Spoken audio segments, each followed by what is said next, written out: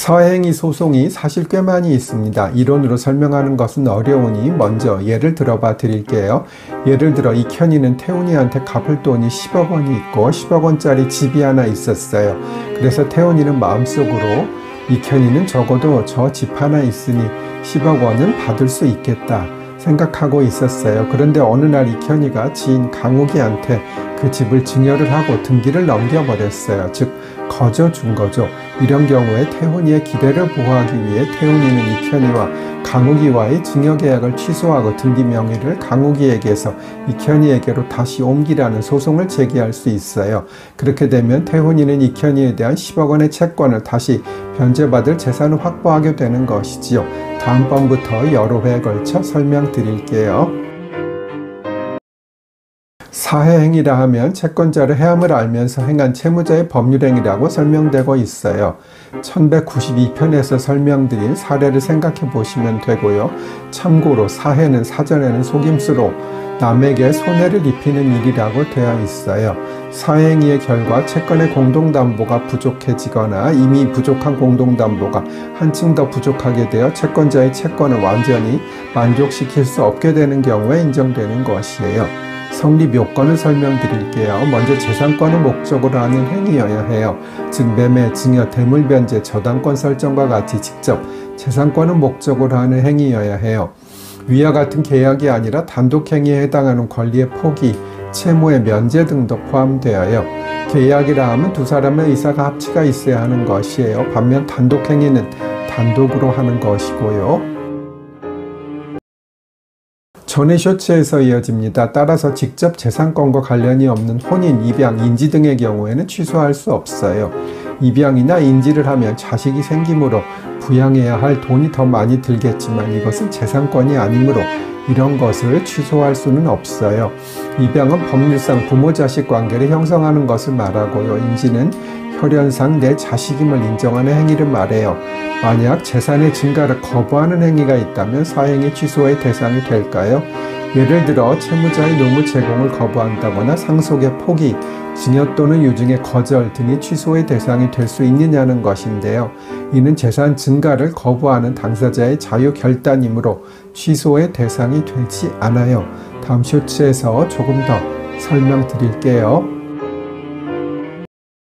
전의 쇼츠에서 이어집니다. 다만 상속재산 분할 협의를 하면서 부당하게 상속을 적게 받는 것은 취소할 수 있고요. 소멸시효의 이익을 포기하는 것도 취소가 가능해요. 부담하지 않아도 될 채무를 새롭게 부담하는 것이기 때문이에요. 이혼으로 인한 재산 분할의 경우에는 원칙적으로는 사행위 취소의 대상이 안 된다고 해요. 다만 상당한 정도를 초과하여 재산을 분할한 경우에는 사행위 취소의 대상이 되고요. 통상적으로 오래 산 부부는 50%씩 분할받는 것이 보통인데 부부가 이혼하면서 재산의 90%를 아내에게 주는 것으로 분할을 했고 남편이 다른 사람에게 채무를 많이 지고 있다면 사행위 취소가 될 수 있어요.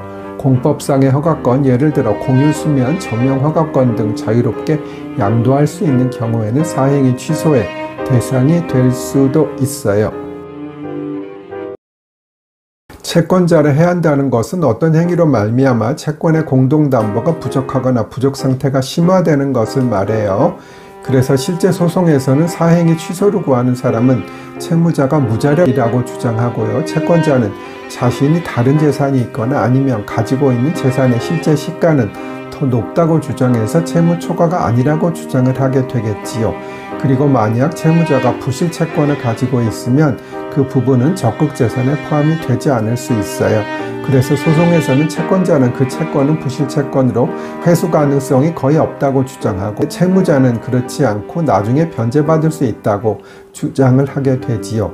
그리고 예를 들어 시가 10억 원의 부동산이 있었고 거기에 저당권에 의해 담보되는 채무가 9억 원이 있었으며 그 부동산을 증여한 경우에 공동담보가 줄어든 것은 10억 원 전체가 아니라 1억 원이라고 판단하게 돼요. 적정한 가격, 즉 시가의 부동산을 판 경우에 사행이 취소가 될까요? 정답은 예스입니다. 사행의 요건을 물리 그대로 해석하면 10억 원짜리 부동산을 적정 시가인 10억 원에 팔았다면 재산이 그대로 유지되므로 원칙적으로 사행위가 되지 않는다고 보아야 할 것입니다. 그러나 판례는 유일한 재산이라면 부동산을 시가에 매도하는 경우에도 사행위가 된다고 하고 있습니다. 그 이유는 부동산을 은닉하기가 쉽지 않으나 금전은 은닉 소비하기가 쉽기 때문이라고 하고 있어요.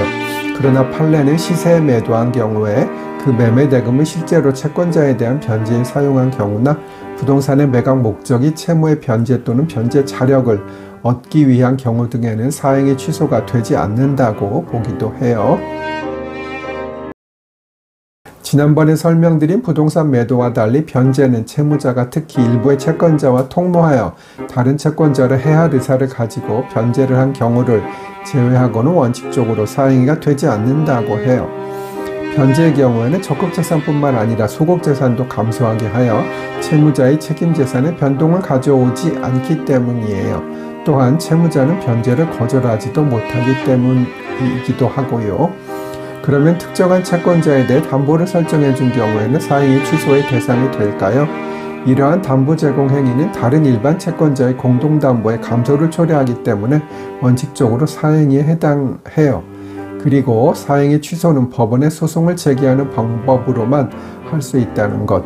사행위 사실을 안 날로부터 1년, 사행위가 있은 날로부터 5년 안에 소송을 제기해야 하는 것도 알아두세요.